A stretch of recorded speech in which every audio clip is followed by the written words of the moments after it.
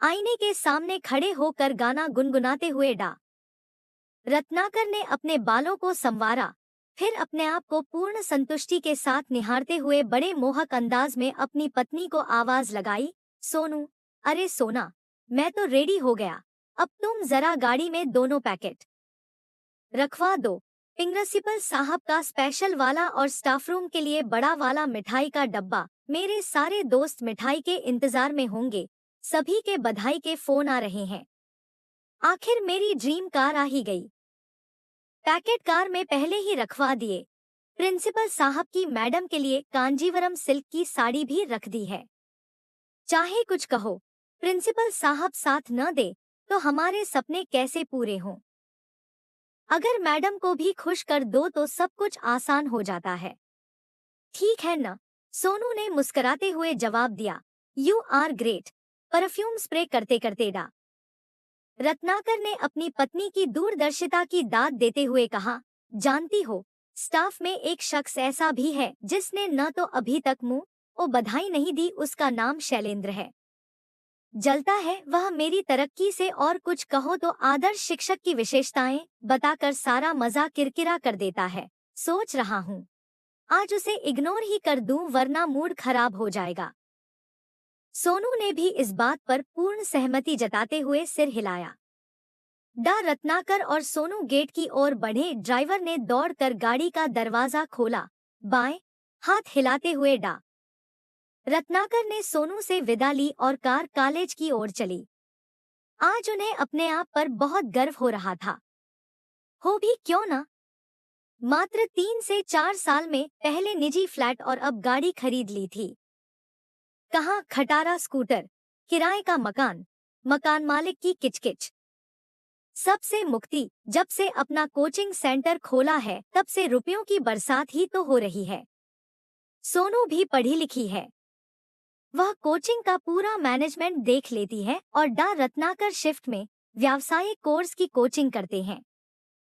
Principal साहब को भी किसी न किसी बहाने कीमती गिफ्ट पहुंच जाते हैं, तो कॉलेज का समय भी कोचिंग में लगाने की सुविधा हो जाती है।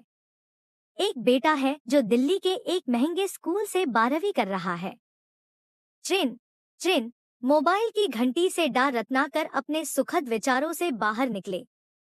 शौर्य का फोन था। क्या बात है? रत्नाकर ने पूछा। पापा, आप अपनी किताबें व रजिस्टर घर पर ही भूल गए। शौर्य ने कहा, सोचा आपको बता दूं। आप परेशान हो रहे होंगे। अरे, रत्नाकर सोच ही नहीं पाए कि क्या जवाब दें। फिर कुछ सोच कर बोले, बेटा, असल में आज एक मीटिंग है, इसलिए कॉलेज में पढ़ाई नहीं होगी। इतना कहते ही उन्होंने फोन रख दिया। गाड़ी से उतरकर रत्नाकर तेज चाल से सीधे प्रिंसिपल के कमरे की ओर बढ़े। प्रिंसिपल साहब गाड़ी की आवाज सुनकर पहले ही खिड़की से डा रत्नाकर की ड्रीम कार की बालक देख चुके थे, जिसे देखकर उनका मूड ऑफ हो गया था। अतः अडा रत्नाकर के कमरे में घुसने पर वे चाहकर भी मुस्कुरा न सके। सर, आपके आशीर्वाद से नई गाड़ी ले ली है और इस खुशी में यह छोटी सी भेंट आपके लिए लाया था। सोनू ने भाभी जी के लिए कांजीवरम की साड़ी भी भेजी है, कहकर डा रत्नाकर ने इल वातावरण को महसूस करते हुए उसे हल्का करने के उद्देश्य से प्रिंसिपल साहब के पैर छूने का उपक्रम किया। रहने दो, इस सब की जरूरत नहीं। वैसे भी मैं तुमको फोन करने वाला था क्योंकि आजकल कई अभिभावक तुम्हारे विरुद्ध शिकायतें लेकर आ रहे हैं कि लंबे समय से क्लास नहीं हुई। मेरे लिए भी संभालना मुश्किल हो रहा है। प्रिंसिपल साहब ने थोड़ी बेरुखी दिखाते हुए कहा। सर, मुझे पूरा विश्वास है कि आप तो संभाल ही लेंगे। वैसे भी भाभी जी की कुछ और खास पसंद हो तो बताइएगा। डा रत्नाकर ने ढिठाई से मुस्कुराते हुए कहा। प्रिंसिपल साहब भी मुस्कुरा दिए। अब दोनों खुश थे क्योंकि दोनों का दाव सही जगह लगा था। प्रिंसिपल साहब से आज्ञा लेकर रत्नाकर खुशी से उतावले होकर स्टाफ रूम की ओर बढ़े। अब असली मजा आएगा। गाड़ी खरीदने का सबके चेहरे देखने में एक अजब ही सुख मिलेगा, जिसकी प्रतीक्षा मुंह और न जाने कब से थी। रत्नाकर मन में सोचकर प्रसन्न हो रहे थे। बधाई हो, कई स्वर एक साथ उभरे। रत्नाकर भी खुशी से फूल गए। चारों ओर दृष्टि दौड़ा कर देखा तो कोने की टेबल पर डा शैलेंद्र एक किताब पढ़ने में लीन थे। चाह कर भी रत्नाकर अपने आप को रोक ना सके। अतः शैलेंद्र की प्रतिक्रिया जानने के लिए मिठाई खिलाने के बहाने उनके पास पहुंचे। शैलेंद्र, लो, मिठाई खाओ भई। कभी कभी दूसरों की खुशी में भी अपनी खुशी महसूस करके देखो, अच्छा लगेगा।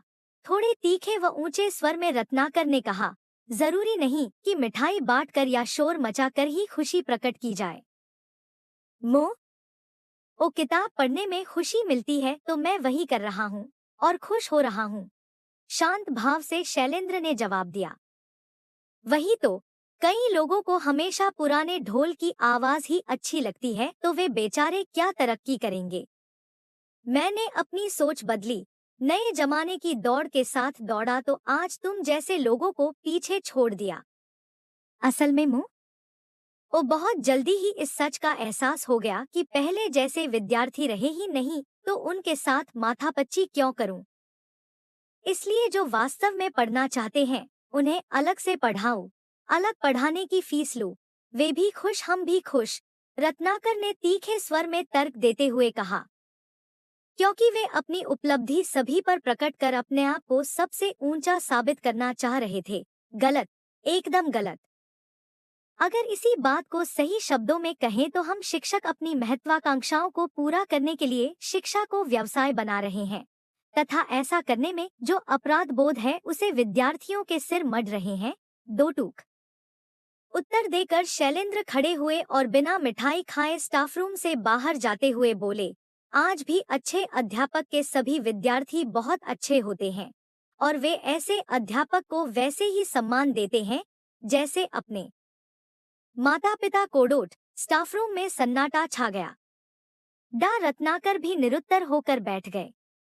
दिन कैसा रहा? दरवाजा खोलते हुए खुश होकर सोनू ने उत्सुकता प्रकट करते हुए रत्नाकर से पूछा। बहुत अच्छा, बस शैलेंद्र ने ही थोड़ा बोर कर दिया, पर सोनू, सच कहूँ तो उसकी बात का बिल्कुल बुरा नहीं लगा क्योंकि मुझे अपनी उपलब्धि पर भरपूर सुख का एहसास हो रहा था। डा रत्नाकर बोले। अरे पापा, आप कब आए? कहते हुए शौर्य उनके पास आकर बैठ गया। अभी अभी, बड़ी जरूरी मीटिंग थी, इसीलिए थोड़ा थक गया, पर कल तुमको वापस जाना है इसलिए आज हम सब लोग डिनर करने बाहर चलेंगे।